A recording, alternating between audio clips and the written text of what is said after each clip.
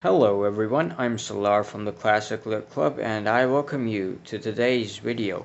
And today I'll tell you something that is indeed extremely useful and helpful in not just being an intellectual person, but literally your everyday life.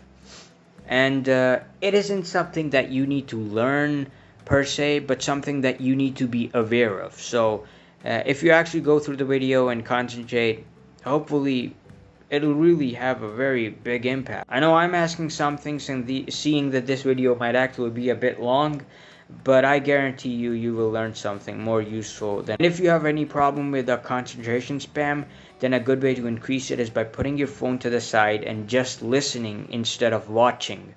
And I'm pretty sure the video is trashy anyway. Sorry, but I'm not doing the video. That's done by another person. Okay, without further ado, let's talk about what you came here for.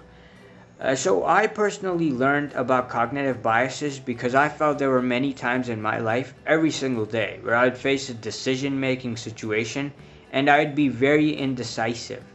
Let's say if I was coming to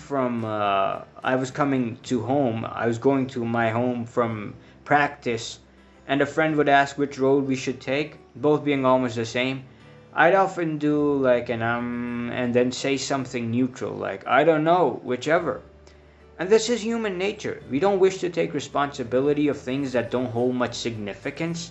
However, I wanted to be someone that would be very decisive, so much so that he'd answer these questions like he was being asked his name, right? However, little did I know that just for this improvement, I learned something, as I previously said, to me personally at least, something life-changing in a way. Now, when I say decision, I mean everything from selecting the pizza topping to which person should I vote. And decisions aren't really done to select something, but coming to the right answer and thought in your mind. So whenever you're even thinking of an idea, that is a decision, when I refer to a decision. And the art of coming to the right answer or idea after disabling and being aware of the cognitive biases and certain effects, that's called critical analysis. And this helps in finding what's true and right and what's not. It is really, I think at least, it is really the key in the modern world we live in right now. So basically, cognitive biases are systematic patterns of deviation from rationality and sound judgment that can affect like our decision making and perceptions. So there are a lot of cognitive biases, but here are the 10 that are significant and that like cover others as well in a way. First of all, which is confirmation bias, which is the tendency to favor information that confirms one's existing beliefs or hypotheses and to ignore or downplay evidence that contradicts them, like a prejudice. In philosophy, we refer to this as the lineage thought. It basically means that we don't have to eat barks and leaves, but rather we are going to eat the banana and an apple because that's come to us, like that has been passed down to us, right? We can't really let these things interfere because that is going to make our decision biased. That's why they're referred to as cognitive biases.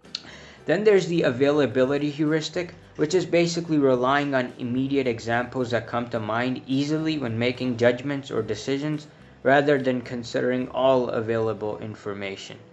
Then there's the overconfidence bias, which is overestimating one's ability, knowledge, or the accuracy of one's judgment and predictions. I believe both of them are simple enough.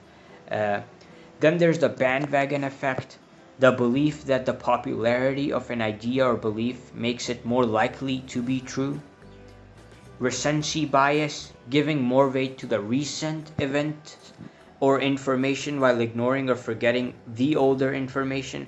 Now, if you look at something, the recency bias in a way is contradicting with the confirmation bias. So that's why you've got to keep all of these in your mind, in the back of the head, and that will really affect, positively of course, your decision making, your thinking process, everything related to your thinking. Selection bias occurs when the sample used for analysis or decision making is not representative of the whole population, leading to skewed results. This is with most of the internet surveys that basically seem to forget that there's an entire world outside of America. Confirmation bias. The tendency to search for, interpret, favor, and recall information in a way that confirms or supports one's prior beliefs or values. The tendency to give more weight or trust to the opinions or statements of authority, figures, or experts, even when they might be wrong.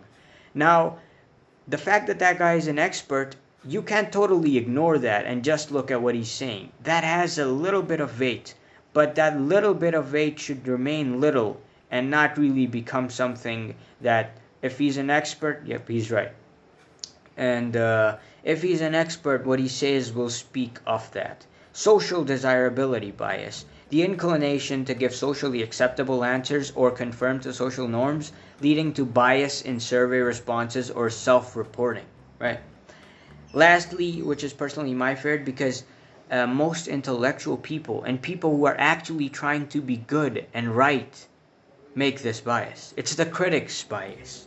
Whenever you're justifying your own actions or going against the other person, you will always find reasons. But that is just because your cognitive thinking is working to find such reasons and you are ignoring the complete reality. Basically, you don't need to act childish and see that you might be wrong and be considerate of the other.